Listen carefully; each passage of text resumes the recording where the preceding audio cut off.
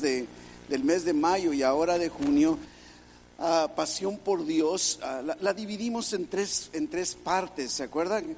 Tres partes. Uno estaba concentrado, dirigido a adquirir la pasión. ¿Cómo encender una pasión por Dios en nuestro diario vivir? Y luego número 2 hablamos acerca de una segunda parte, que era cómo era necesario compartir esa pasión, ¿sí? Transmitirla, compartirla, ¿no? Y número 3, que es a lo que nos vamos a abocar el día de hoy, era cómo mantener esa pasión, cómo mantener pasión por Dios. Ya hemos cubierto la primera parte, ya hemos cubierto la segunda parte, y hoy, insisto, al estar terminando la serie, estamos terminando con mantener la pasión. Ahora, en la primera parte, cuando estuvimos hablando de cómo adquirir la pasión, cómo vivir una vida apasionada, ¿quién recuerda cuál es el pasaje central que utilizamos para hablar de cómo vivir apasionados, cómo adquirir la pasión por Dios? ¿Alguien se acuerda de nuestro pasaje central? Hechos 2:42, ¿verdad? Hechos 2:42 fue nuestro pasaje central, del cual pudimos ver cómo es que aquellos primeros cristianos pudieron vivir una vida apasionada por Dios. Y la palabra clave en ese pasaje de Hechos 2:42, ¿cuál es? Perseveraban. Ellos perseveraban. Esto es bien importante, sobre todo porque está relacionado con nuestro tema del día de hoy, que es mantener la pasión. ¿Cuántas ocasiones, verdad, empezamos algo y no lo terminamos? Es algo que yo le doy tantas gracias a Dios. Yo empiezo tantas cosas que no termino. Y yo veo que Dios no se da por vencido conmigo, ¿verdad? Él empezó y va a completar la obra hasta el día de Jesucristo, ¿verdad? Conmigo y contigo también. Pero ellos perseveraban, no soltaban, no aflojaban, ¿verdad? No se daban por vencidos, no le bajaban el ritmo, no cambiaban de actividades. Perseverar, a veces la rutina es sana. Entiendo que a veces hay cosas que se pueden volver rutinarias, pero por el otro lado también hay muchas cosas que debemos hacer rutina, ¿no? Perseveraban. ¿Y en qué perseveraban? ¿Sí? Dice la doctrina de los apóstoles. ¿Qué representa para nosotros el día de hoy que ellos perseveraban o nosotros perseverar en la doctrina de los apóstoles? ¿Qué representa? ¿Qué es lo que tengo que yo hacer? ¿Qué es la doctrina de los apóstoles? ¿Qué es la doctrina de los apóstoles? La Biblia. Perseveraban en la doctrina, ¿sí? Para nosotros esta es la doctrina. Es la única fuente de fe para nosotros como pueblo cristiano y para nosotros como miembros en la Iglesia Evangélica San Pablo. Perseveraban en la doctrina, es la Biblia. Luego número 2 dice que perseveraban unos con otros, ¿verdad? ¿A qué se refiere eso? ¿Cómo se vería el día de hoy? Congregarnos, convivir, venir los domingos, reunirnos, hacer vida de familia cristiana, ¿verdad? Es lo que ellos estaban haciendo. Luego número 3, perseveraban en el partimiento del pan, ¿se acuerda? ¿Qué representa? De acuerdo a lo que estudiamos, ¿sí? Le digo lo que le he dicho, si ustedes no estuvieron en los temas anteriores, en las redes y en el YouTube están estas enseñanzas en forma gratuita para que usted se ponga al corriente. Pero entonces dijimos, ¿qué representa el partimiento del pan? Y dijimos, es el acto de la alabanza y la adoración, es participar de la comunión, de la Santa Cena cuando venimos, es alabar, es bendecir a Dios, es alabanza y adoración, ¿verdad? Y perseveraban al último, ¿cómo que dice? Después de ya dijimos, el partimiento del pan y en las oraciones, ¿verdad? En la oración, ¿verdad? Una vida de oración. ¿Cuán necesario es? De alguna manera veía una publicación en las redes que, por cierto, estaba con tantas faltas de ortografía pero decía funeral, ¿no? Que falleció la vida de oración, algo así decía, ¿no? Porque en realidad eso está pasando, ¿no? Parece mentira que cuando convocamos a la oración es cuando menos gente tenemos en las iglesias, no nada más en la nuestra, ¿verdad? Pero ellos perseveraban en estas cosas, ¿sí? Se daban el tiempo de conocer, o daban el tiempo para conocer a ese Dios a quien ellos servían. no perdían el tiempo, ¿sí? Y entonces conformaban una comunidad verdadera. Esto es lo que debe suceder en nuestro diario vivir ahora. Somos una familia en Cristo y debemos buscar tener nuestra vida de todo tipo alrededor de esta familia que somos. Y en la segunda parte entonces vimos cómo compartir. Y el fundamento detrás de todo es que decíamos que importante es que conforme compartimos el mensaje del Evangelio, conforme compartimos la Biblia unos con otros, esta pasión lógicamente se mantiene, se enciende, se incrementa, ¿verdad? Y hablábamos de evangelizar, haciéndolo en forma práctica. ¿Se acuerda? Fue cuando vimos ese tema que titulamos como citas divinas en nuestras agendas diarias, ¿recuerda? En donde tenemos que estar abiertos. Dios nos va a mover nuestras agendas, nos va a atravesar alguna persona por la cual podamos orar, ¿verdad? Y vimos inclusive dentro de este tema, vimos cuatro versículos que nos podrían servir como ayuda para evangelizar, y le llamamos el camino a los romanos. ¿Por qué? Porque todos están en el libro de los Romanos, y entonces nos permite lógicamente tener una herramienta muy sencilla para poderle hablar a otros de Cristo, porque lo valioso está en dar la palabra de Dios sin que suene a un sermón. Pero la palabra de Dios es la que tiene poder. Y entonces decíamos Romanos 3:23, que dice: por cuanto todos pecaron y están destituidos de la gloria de Dios. Y luego dijimos el número 2, Romanos 6:23, porque la paga del pecado es muerte, mas la dádiva de Dios es vida eterna en Cristo Jesús. El versículo número 3 está en Romanos 5, versículo 8. Mas Dios muestra su amor para con nosotros, ¿verdad? En pocas palabras, que aun y cuando somos pecadores, de todas maneras Cristo murió por nosotros. Y el cuarto versículo está en Romanos 10, versículo 9, ¿sí? Que si confesamos y creemos en nuestro corazón que Cristo es el Señor y que Dios le levantó de los muertos, nada diluido. Y se acuerda que dijimos el Evangelio tiene una buena y una mala. La buena es que si crees en Jesús vas al cielo, pero la mala es que si no, te vas al infierno. Es una realidad. No se trata de acusar, ni señalar, ni gritar, ni andar asustando a la gente, pero esa es la realidad. Y dentro de la segunda fase de esta segunda parte de cómo compartir la pasión, vimos la semana pasada otro aspecto fundamental que está relacionado con ese compartir, ¿sí? El versículo que nos sirve para esta segunda etapa de compartir, que sea evangelizar. ¿Qué pasaje utilizamos? Mateo 28, ¿verdad? Mateo 28 del 18 al 20, ¿sí? Y de ahí estamos tomando. ¿Cuáles son las palabras claves en este pasaje, verdad? ¿Cuáles son las palabras claves en este pasaje? De que id, ¿verdad? Y hacer discípulos. Esas son las dos, id y hacer discípulos. Entonces, en realidad sería como evangelizar y discipular, ¿sí?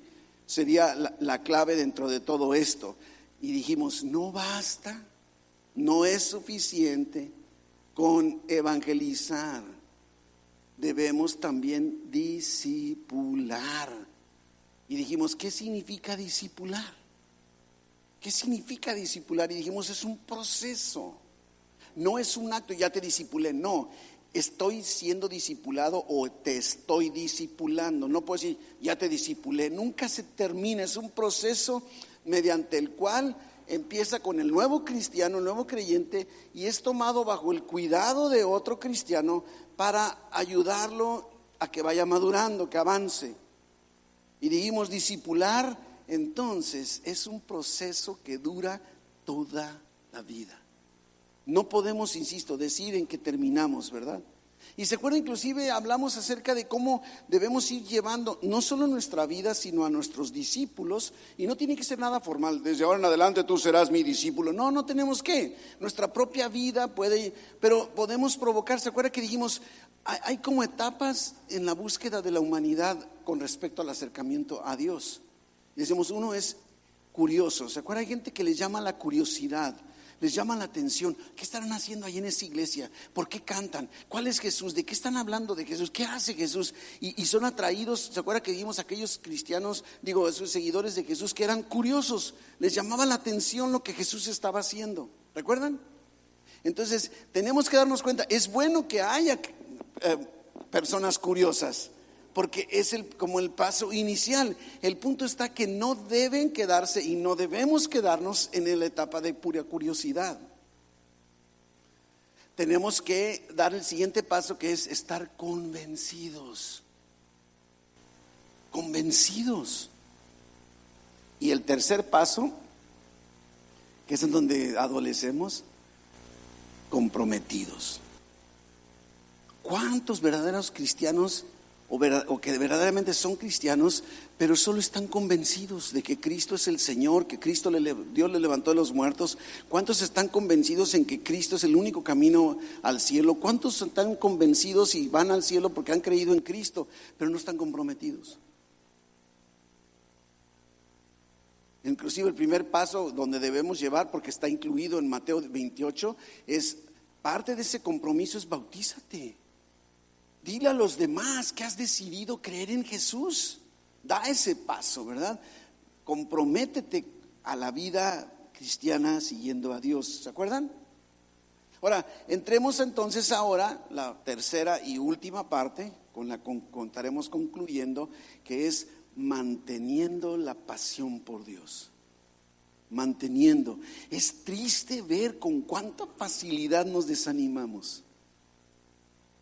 ¿Cuántos de nosotros hemos escuchado a lo mejor un buen sermón, una buena enseñanza, o hemos participado de una alabanza, una adoración increíble y salimos bien animados, y a la vuelta de la esquina como que se apagó la mecha?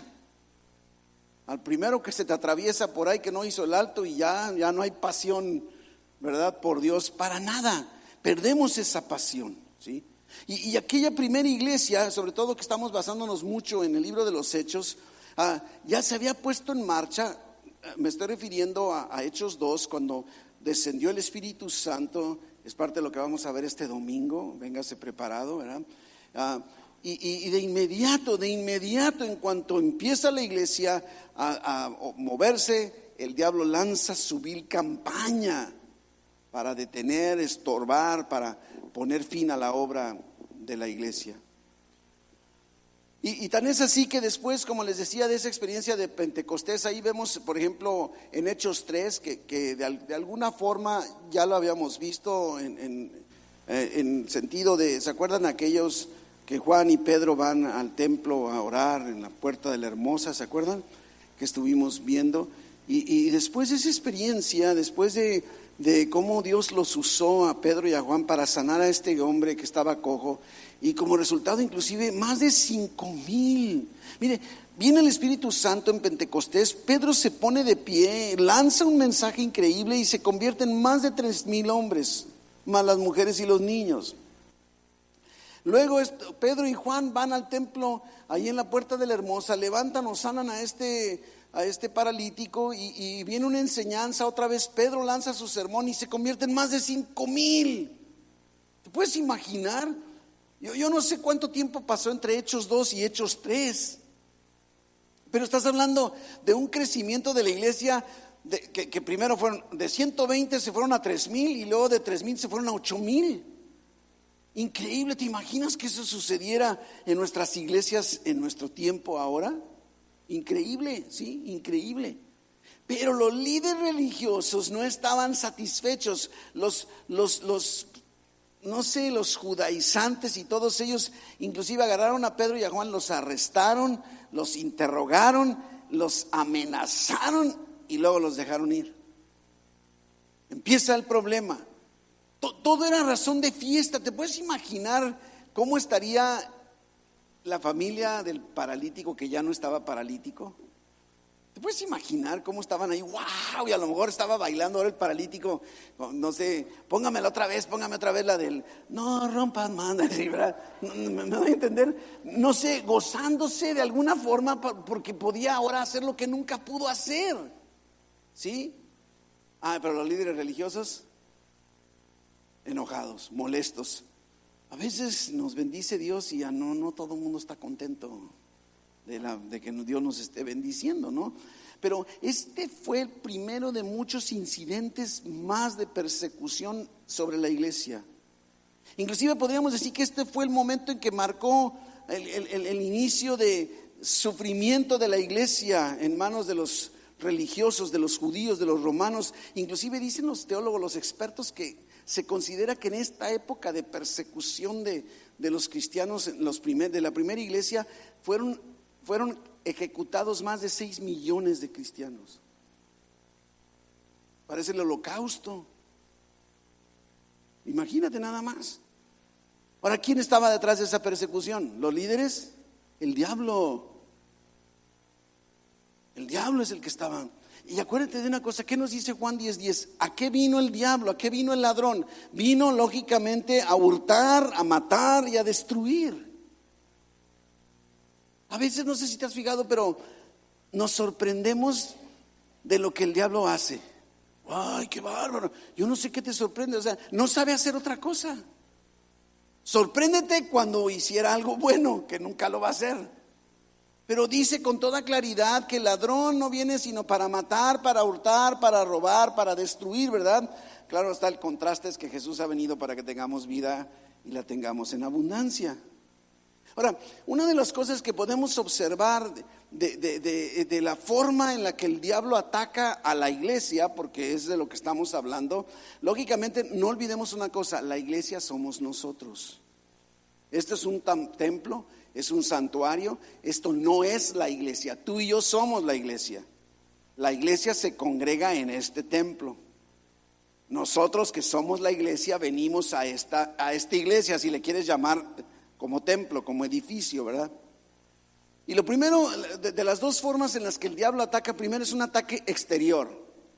O sea, viene por fuera. ¿Y cómo es ese ataque exterior? Persecución. Y viene la persecución. Mire, abra su Biblia en el libro de los Hechos, donde nos encontramos en el capítulo 5. Hechos capítulo 5, en el versículo 17. Después de que estamos viendo que está habiendo muchas señales, muchas maravillas. Y dice versículo 17, entonces levantándose el sumo sacerdote, fíjese, el mero de los religiosos y todos los que estaban con él, esto es la secta de los saduceos, se llenaron de celos y echaron mano a los apóstoles y los pusieron en la cárcel pública. En la cárcel pública. ¡Qué increíble! O sea, está viendo, Señor, ¿sabes qué? Te voy a meter a la cárcel porque sanaste a este paralítico. Ese es el equivalente. ¿Cuántas ocasiones la gente critica a la iglesia? Nos critica como cristianos, cuando en realidad de lo que nos están criticando dirías, bueno, ¿qué tiene de malo? Aún que no coincidas en que está bueno, pero no está haciendo nada de malo. Pero ese es el ataque exterior. ¿Se acuerda con Esteban, el famosísimo Esteban? Ahorita vamos a hablar algunos detalles de su vida. Pero con Esteban, ¿qué pasó? O sea, igual, o sea, el hombre no hacía más que estar lleno del Espíritu Santo y acabó apedreado.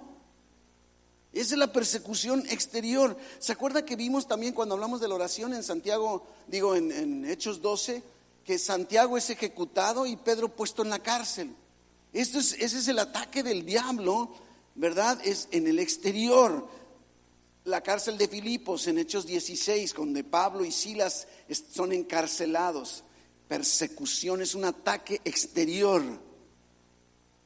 Ataque exterior, pero también el diablo viene con un ataque interior. Y exterior me refiero no necesariamente de la persona, sino estoy hablando de la iglesia. O sea, el ataque que viene de afuera hacia la iglesia.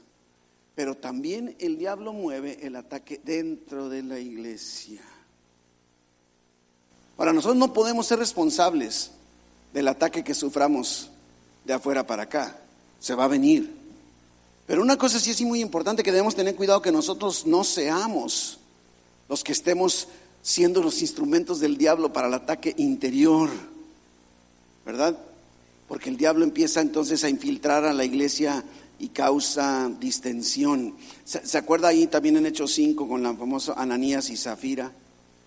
Estos dos esposos tenían un terreno, están viendo que todo el mundo, de acuerdo a lo que dice Hechos 2, todo el mundo estaba vendiendo muchas de sus propiedades y daban el dinero y se ayudaban unos a otros. Entonces Ananías y Zafira se les hizo muy fácil decir, pues sabes que vamos haciendo lo mismo, pero ¿sabes qué? Pues es que el terrenito nos dieron 1,000, pues no, ¿cómo vamos a dar los 1,000?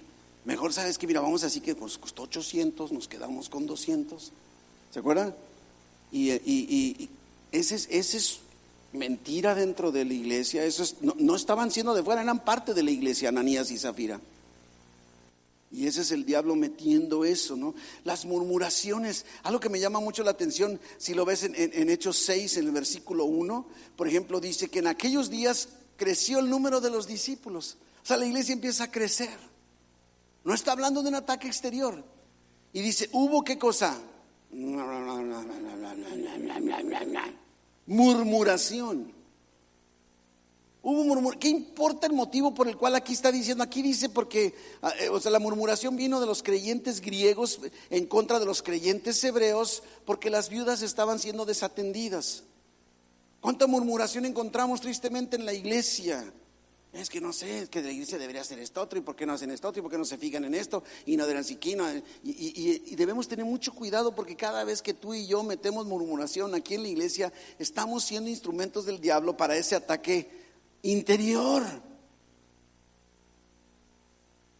Y ni qué decir todavía en un lenguaje muy gráfico que hace Pablo en Hechos 20, ¿sí? En Hechos 20, el versículo 29, mire lo que Pablo le dice a los creyentes. Dice, porque yo sé que después de mi partida entrarán en medio de vosotros lobos rapaces. Oiga, esta palabra dice que no perdonarán al rebaño.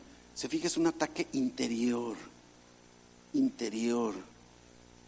Y de vosotros mismos se levantarán hombres que hablen cosas perversas para arrastrar tras sí a los discípulos. ¿Se fija? Ataque de afuera hacia la iglesia, y tristemente el ataque desde adentro. Y el diablo sigue usando principalmente estas dos formas para lastimar, para dañar, para atacar la iglesia. El objetivo principal del diablo es que a nosotros como creyentes se nos vaya apagando cualquier indicio de un corazón apasionado por Dios. Eso es lo que él está buscando. Y lo triste es que en medio de un mundo que está necesitado por el mensaje de Jesús, el mundo está necesitado de cristianos apasionados por Dios, que donde quiera que andemos impactemos. Y el diablo, al atacar a la iglesia de afuera y al atacar a la iglesia desde adentro, está apagando, está como, ¿sí?, quitándole el oxígeno al fuego del Espíritu que está en nosotros. Y luego entonces también vienen los problemas. ¿Cuántas veces estamos tan entretenidos, distraídos por nuestras circunstancias difíciles, que entonces nos olvidamos? Vienen los ataques, los problemas que pueden apagar nuestra pasión. Yo podría preguntarte, ¿crees que tú tienes problemas? ¿Crees que estás pasando por circunstancias difíciles? Yo te pregunto, ¿qué harías si tú fueras azotado, hambriento, lastimado, encarcelado, encadenado y con frío? Porque eso es lo que experimentaron muchos de aquellos primeros cristianos. ¿Gritarías? ¿Llorarías? ¿Te enojarías contra Dios? Cualquiera que sea de estas reacciones es lo que el diablo quiere que hagas. Y como les decía hace rato, creo que el caso más conocido, o de los primeros casos de persecución intensa en la primera iglesia, es el caso de Esteban, ahí en Hechos 7. Contra Esteban se dejaron venir con todo. Mira lo que dice el versículo 8, Hechos 7:8. Mire lo que dice, cómo nos describe a Esteban. Y Esteban,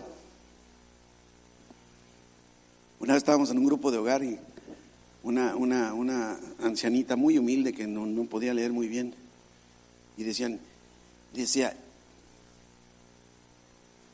y estaban llenos de gracia. Le digo, no dice eso, es Esteban. Y ella insistía que decía Estaban, no, y Esteban lleno de gracia y de poder, hacía grandes prodigios y señales entre el pueblo. Y entonces, ahí viene el ataque de afuera. Se levantaron unos de la sinagoga llamada de los libertos y de los de Cirene, de Alejandría, de Cilicia y de Asia, disputando con Esteban. Qué triste es que nos pongamos a discutir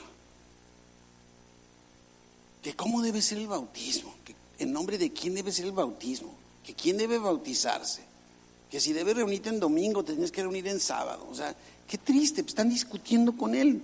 Dice versículo 10, pero no podían resistir a la sabiduría y al espíritu con que hablaba. Entonces, mire, ahora viene lo interno. Sobornaron a unos para que dijesen que le habían oído hablar palabras blasfemas contra Moisés y contra Dios. Miren nada más.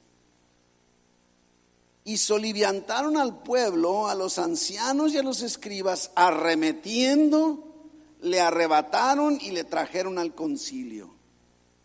No hizo nada más que predicar. Y pusieron testigos falsos que decían: este hombre no cesa de hablar palabras blasfemas contra este lugar santo y contra la ley. Imagínate nada más. Yo me imagino que la predicación, o Esteban predicaba esperando una respuesta positiva, ¿no? Cuando yo predico, yo espero una respuesta positiva de la gente. Yo no espero que alguien venga en mi contra con una piedra para agarrarme por lo que dije, ¿verdad? O sea, la expectativa de Esteban no creo que haya sido provocar a nadie. Yo no creo que tuviera la intención de provocar, pero estos se indignaron, estaban pero furiosos. Y algo que me llama mucho la atención, ¿no te has puesto a pensar? Esteban pudo haberse salido por el lado amable, por el lado político, así como decir, bueno, no, eso no fue lo que quise decir, está bien, hombre, tú piensas lo tuyo, yo pienso lo mío, no hay problema, está bien, está adelante. No, ¿saben qué? Se mantuvo, y todavía por si fuera poco, no se conformó y tiró a matar, como dicen, se fue a la yugular. Miren lo que dice Hechos 7:51. Duros de cerviz, oiga, ahorita sí ya estás agresivo, Esteban, e incircuncisos de corazón y de oídos. Vosotros resistid siempre al Espíritu Santo, como vuestros padres, así también ustedes.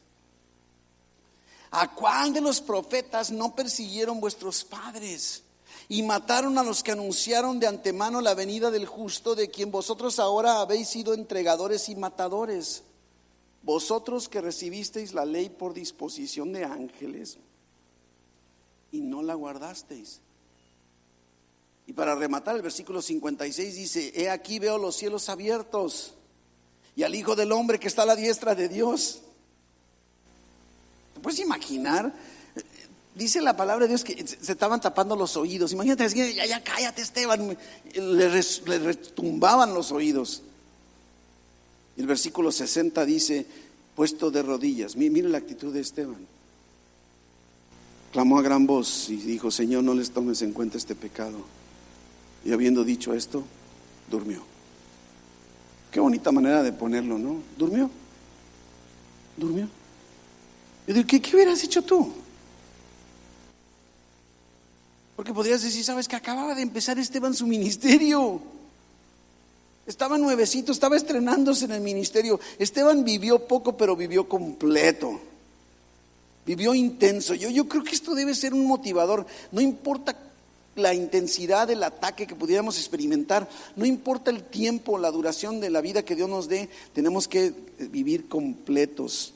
Al grado inclusive está demostrado que impactó la vida del apóstol Pablo cuando Pablo no era apóstol todavía. Dice ahí en Hechos que pusieron la ropa de Esteban a los pies de Saulo mientras apedreaban y asesinaban a Esteban. Esteban vivió una vida corta pero completa, honrando a Dios. Ahora, podemos decir, ¿cómo es posible que esto suceda? Debemos entender, como dice el Antiguo Testamento, que para Dios la muerte de los justos no es mal vista. Tú y yo le tenemos miedo a la muerte, le damos mucha importancia a la muerte, pero en realidad la muerte es el inicio de nuestra verdadera existencia. Es el inicio de nuestra eternidad. Es más, en la muerte ya no hay opciones. Lo que decidiste en vida determina el resto de tu eternidad. Y dice, estimada es a los ojos de Dios la muerte de sus santos.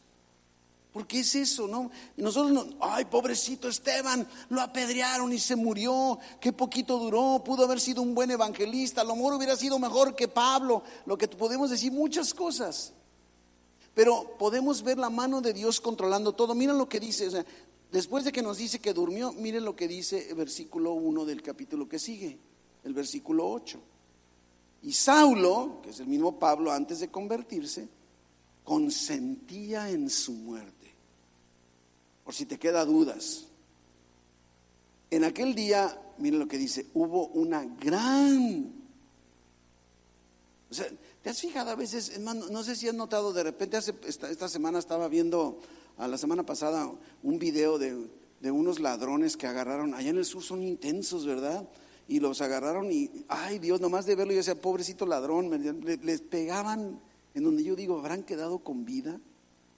Pero ¿no te has fijado que a veces el coraje y la euforia de uno enciende a muchos? Y yo así lo veo, ¿sabes qué? De alguna manera se desata algo y entonces hubo una gran persecución. No nada más fue la muerte de Esteban, inicia una gran persecución contra la iglesia que estaba en Jerusalén. Y luego miren lo que dice, y todos, ¿cuántos? Fueron esparcidos por las tierras de Judea y de Samaria, salvo los apóstoles. Mis hermanos, es que no sabemos lo que Dios tiene en mente cuando está permitiendo que suframos, batallemos o seamos atacados o criticados por nuestra fe. Inclusive el plan original de Dios, ¿se acuerdan en Hechos 1:8? Cuando dice, recibiréis poder, que dice, y me seréis testigos, ¿sí? Me seréis testigos. ¿En dónde dice que seréis testigos? En Jerusalén, en toda Judea, en Samaria y hasta lo último de la tierra. El plan original de Dios es, no te quedes en Jerusalén. Tienes que irte a Judea y tienes que irte a Samaria y te tienes que ir más allá. Y los primeros cristianos, aunque eran muy buenos cristianos y estaban viendo señales y maravillas y estaban sucediendo cosas hermosas, se habían quedado estancados. Y el propósito de Dios era más allá, ¿sí? Y mira lo que nos dice, o sea, fueron esparcidos por las tierras de Judea y de Samaria. No es casualidad. El plan, el propósito de Dios se está cumpliendo. Y te diría, ¿no será que lo que te está sucediendo hoy forma parte de un plan de Dios para tu vida? ¿Acaso no será que lo que estás experimentando, sufriendo, doliéndote ahorita, no podrás creer que forma parte de algo que se trama Dios para tu bien a la larga? Porque qué difícil era poder ver las circunstancias, pero algo que me sorprende mucho es que estaban tan apasionados que cuando eran arrestados, la forma de reaccionar no es una reacción normal de un ser humano. Solo un cristiano apasionado, lleno del Espíritu Santo, puede reaccionar como estos primeros cristianos reaccionaron. Mire, vayas a Hechos 4, en el versículo 29, Hechos 4:29, y mire, ellos están de alguna manera ahí en Hechos 4:29, están, me estoy regresando en el tiempo, pero están siendo atacados, están siendo, perseguidos, ¿verdad? Y mire lo que dice el versículo. Y ahora, Señor, están orando, mira sus amenazas y dice, y concede a tus siervos. Y yo diría, completa la frase, ¿qué dirías ahí? Mira sus amenazas. ¿Y qué pondrías ahora? Y que se los lleve el diablo, ¿verdad? Consúmelos. Mira lo que nos están haciendo. Mira esta injusticia. Acábalos, derrótalos, consúmelos. ¿Y sabe qué me sorprende? Mire lo que hace un cristiano apasionado. Concede a tus siervos que con todo denuedo hablen tu palabra. Uy, No están diciendo, y líbranos de todos estos problemas, sácanos de esta tribulación. No, danos facilidad para predicar mientras, mire el reconocimiento. Mi hermano, tenemos que entender una cosa, nosotros somos testimonio viviente de la realidad de un Dios amoroso. Y mientras tú y yo buscamos con denuedo dar testimonio de esta realidad del Dios de amor, entonces Dios extiende mientras tanto su mano para que se hagan sanidades y señales y prodigios mediante el nombre de tu santo Hijo Jesús. Óigale.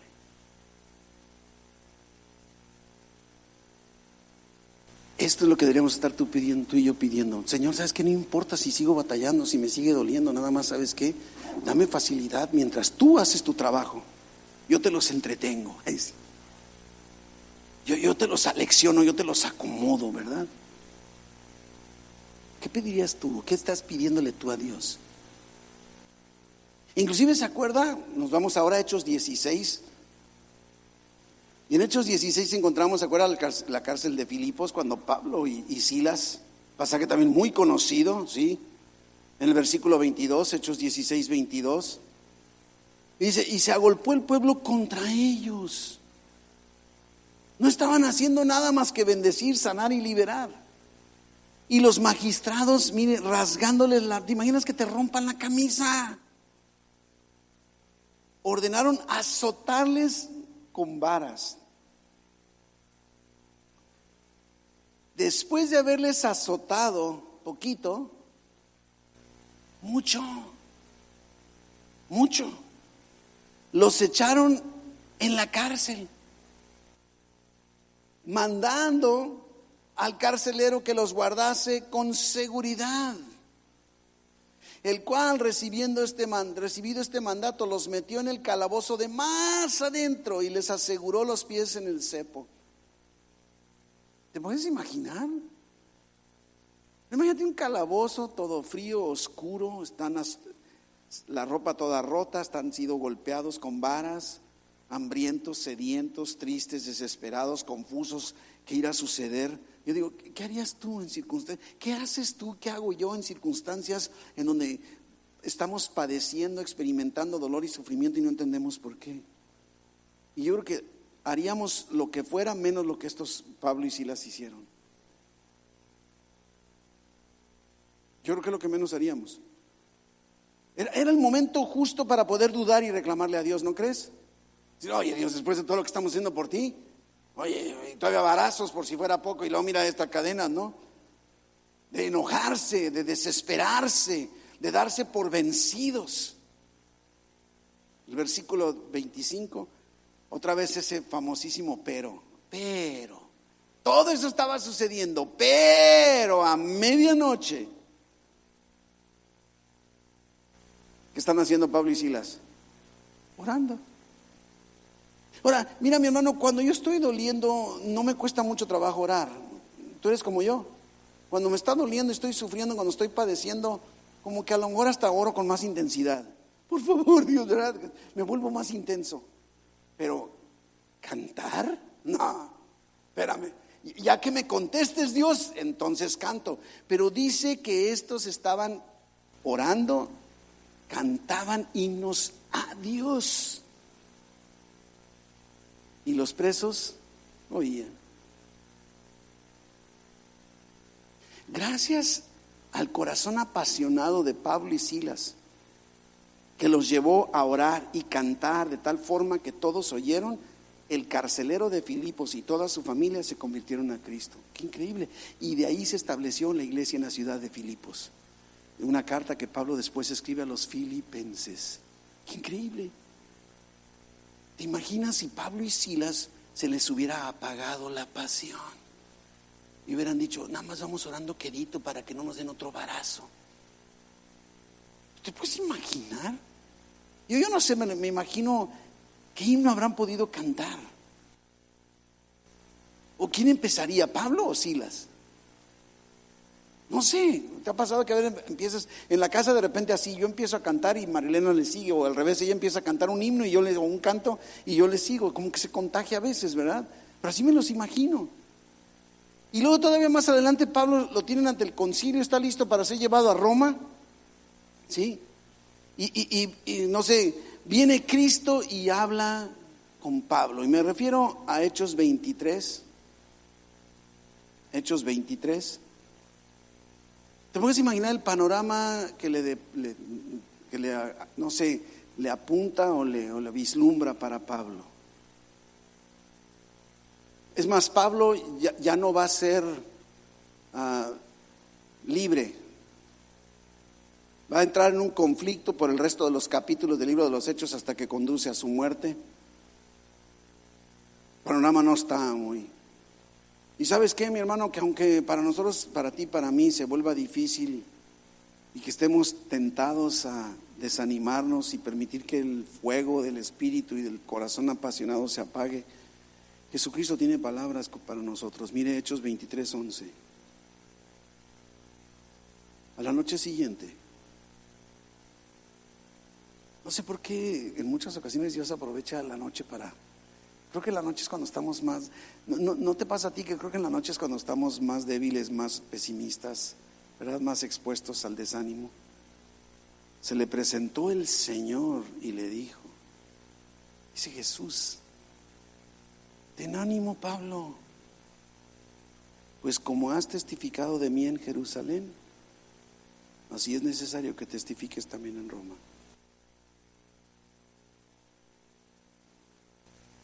En este caso no hubo ningún terremoto, no hubo ningún ángel que sacara a Pablo de la cárcel. A veces pensamos que porque Dios hizo una obra de una manera con un hermano, tiene que hacerla con nosotros. Con Pablo Dios fue diferente. Inclusive Pablo estuvo en Filipos y Dios lo sacó. En esta ocasión Pablo está Jesús y Jesús no lo sacó. Porque lo relevante no es eso. Y le está diciendo, es necesario que testifiques también en Roma. Es necesario. Y de este versículo 11 quiero sacar la conclusión. Y lo primero que vemos, número uno, Jesucristo está contigo siempre. Siempre. Siempre. Ten ánimo. No te desanimes. No te desesperes. No adquieras perspectiva diferente. Ten ánimo, Pablo. Los cristianos, sus compañeros, no podían estar con Pablo en ese momento. Los líderes, los legalistas, los religiosos lo odiaban y buscaban su muerte. Pablo está en la cárcel, pero Cristo está con él. Y esto es importante que no perdamos de vista para que no dejemos que se apague el fuego del Espíritu en nuestra vida. Dios está siempre con nosotros y más aún en medio de nuestra tribulación. Ahí estaba con él Jesús. Estaba oscuro donde él estaba, pero la gloria de Dios iluminaba el lugar. Mi hermano, no te desanimes, no te des por vencido. Sigamos adelante. Dios tiene mucho para ti el resto de tus años. Número 2, Cristo comprende tu situación. No está diciendo, ay, no te hagas, no aguantas nada, no seas chillón. No, esa no es la actitud de Jesús. Esa no es, ¿verdad? Él sabe todo acerca de nuestra vida. Sabe todo cómo sentimos, cómo nos sentimos, está al tanto. Es más, sabe bien lo que va a suceder. Cosa que tú y yo no sabemos. Y ¿sabes qué me sorprende? Fíjese que el pasaje de Hechos 23 nos dice que había un complot que estaba formado por los líderes para asesinar a Pablo. Y Pablo no sabía. Y me sorprende porque Jesús pudo haber dicho, ¿sabes qué, Pablo? Pues mira, hay un complot para matarte, pero no te preocupes. No, hay cosas que no tiene que decirte. Es más, qué bueno que hay cosas que Dios a mí no me dice. A lo mejor me da un infarto si me dijera. Pero entiende tu situación. Él está involucrado y solo va a revelarte lo que es necesario para ti. No perdamos de vista esa realidad. lo que estás experimentando el día de hoy, el conocimiento de lo que Dios te está dando, debe ser suficiente para seguir adelante, para seguir caminando. Y el tercer punto es que Jesús viene a afirmar el trabajo de Pablo. Y Dios siempre va a venir a afirmar tu trabajo. Una de las cosas que me llama mucho la atención es que si se fija como dice, como has testificado de mí, ¿sí? Como has testificado de mí, es necesario que también en Roma lo hagas. Más adelante, un profeta le dijo a Pablo, ¿sabes qué, Pablo? Cuando vayas para Roma te va a ir como en feria. Pero gracias a que Jesús había reafirmado el corazón de Pablo, Pablo pudo enfrentar lo que vino y dijo, ok, gracias por tu palabra profética, te la creo, pero voy porque es donde Dios quiere. Pablo pudo haber tenido dudas de su llamado, pudo haber tenido dudas de su ministerio. ¿No te ha pasado que a veces pareciera como que las cosas empeoran mientras más te quieres meter a las cosas de Dios? Y podrías preguntarte, ¿estaré en el camino correcto? ¿Estaré haciendo lo que se debe hacer? O sea, me llama mucho la atención en los evangelios, ahí en Lucas capítulo 7, cuando Juan el Bautista está encarcelado. Él no lo sabe, nosotros sabemos que de esa prisión Juan ya no sale, va a ser decapitado. Pero a Juan el Bautista le entra la duda, le entra la inquietud, como diciendo, ¿no le habré regado? Y entonces manda a llamar a sus discípulos y les dijo, vayan con Jesús.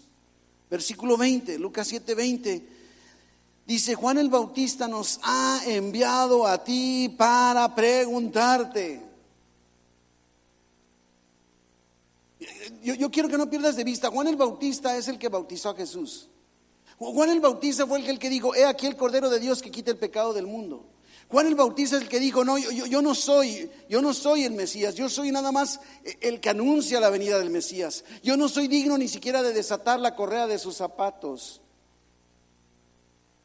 Un Juan el Bautista que sabía bien, estaba bien determinado y ahora está experimentando la prisión, la frustración de todo su ministerio. Y entonces le dice, díganle por favor a Jesús, ¿eres tú el que había de venir o esperaremos a otro? En pocas palabras, pregúntele, ¿no la estoy regando? ¿Eres tú de veras, de veras? Y algo que me ha sorprendido mucho cada vez que yo leo este pasaje es que, ¿te has fijado que a veces en la forma que respondemos podemos entender o malentender algo? ¿Sí? Porque lo lógico que sería, a ver, aquí está Jesús, vienen sus discípulos, Jesús, dice Juan el Bautista que si tú eres el indicado. Ahora, ¿qué pudieras esperar? Que, claro, no, yo digo, no había más que decir, pero también ¿no te has fijado que la entonación de tu respuesta también significa mucho? Yo puedo decir sí y no, ¿sí? O sea, imagínate que he dicho sí, y a lo mejor, oye Juan, fíjate que nos dijo que sí, pero ¿cómo dijo? ¿Que sí, sí, o sí, sí, o sí? O sea, ¿cómo lo dijo? Y me gusta cómo es Jesús porque comprende tu situación. Jesús está comprendiendo la situación en la que Juan el Bautista no necesitaba que alguien le dijera sí o no.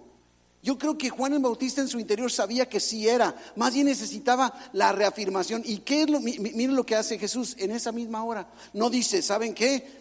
Díganle que sí. No, en esa misma hora parece como que, así como, espérenme tantito, ¿no? En lugar de contestarles, en esa misma hora sanó a muchos de enfermedades y plagas y de espíritus malos, y a muchos ciegos les dio la vista. Y ahora sí, responde Jesús, vayan y díganle a Juan. ¿Sí? No. Vayan y díganle a Juan lo que ustedes vieron y oyeron. Vayan y díganle a Juan que los ciegos ven, que los cojos andan, que los leprosos son limpiados, que los sordos oyen, que los muertos son resucitados y a los pobres es anunciado el evangelio. ¿Sabes qué le está diciendo? Vayan y díganle a Juan el Bautista que conmigo está sucediendo lo que dice el profeta Isaías acerca del Mesías. La palabra de Dios viva en Jesús, que es la palabra, lanzó la respuesta más adecuada, más acertada de Jesús para Juan el Bautista. Y es por eso que en los momentos de desánimo, de tristeza, tú y yo, por eso es necesario que conozcamos la Biblia, lo que dice la Biblia. Podamos recibir entonces el aliento, el consuelo de parte de Dios a través de la palabra. Debemos conocerla, estudiarla, para que entonces avivemos la pasión por Dios que ya está encendida en nuestro corazón. No dejes que se apague, mejor vuélvela más intensa. Y termino con las palabras que el apóstol Pablo le lanza a Timoteo, en la segunda carta de Pablo a Timoteo, empezando en el capítulo 1, versículo 6. Dice: por lo cual te aconsejo que avives el fuego del don de Dios que está en ti. Mi hermano, entendamos, si tú tienes a Cristo en tu corazón, el Espíritu Santo está en ti, el fuego del Espíritu Santo está en ti, y lo que a ti y a mí nos toca ya no es encender el fuego, es avivarlo, que avives el fuego del don de Dios que está en ti por la imposición de mis manos. Y luego me dice: porque no nos ha dado Dios espíritu de cobardía, sino de poder, de amor y de dominio propio. ¿Te das una idea? Si así viviéramos con esta certeza. Mi hermano, yo no sé, pero yo añoro cada día vivir una vida más apasionada, avivar todavía más el fuego. Y yo quiero invitarles, mis hermanos, que esta serie no se quede nada más en una enseñanza superficial, que no quede nada más en algo que estuvimos escuchando a lo largo de estos miércoles, sino que nos involucremos en la vida de la iglesia. Porque es en la medida que lo hagamos que seremos contagiados, que seremos ministrados unos a otros, que podemos bendecirnos. Y entonces, porque yo no sé si te has fijado, pero el fuego se contagia, se extiende. Es que si algo te falta de fuego, ¿por qué no una forma de avivarlo? Es júntate con cristianos fogosos, aunque sea por un ratito, y verás cómo empieza a surgir algo más en ti. Aviva el fuego del Espíritu Santo que ya está ahí en tu corazón. Métete a la palabra de Dios, vive una vida de oración, ven a la iglesia, vayamos juntos sirviendo, bendiciendo a los demás unos a otros. Y conforme vayamos viendo cómo al hablar de Cristo allá afuera y al hablar de Cristo aquí adentro, discipulando, ayudando a crecer a otros, ese fuego se va a ir avivando cada vez más.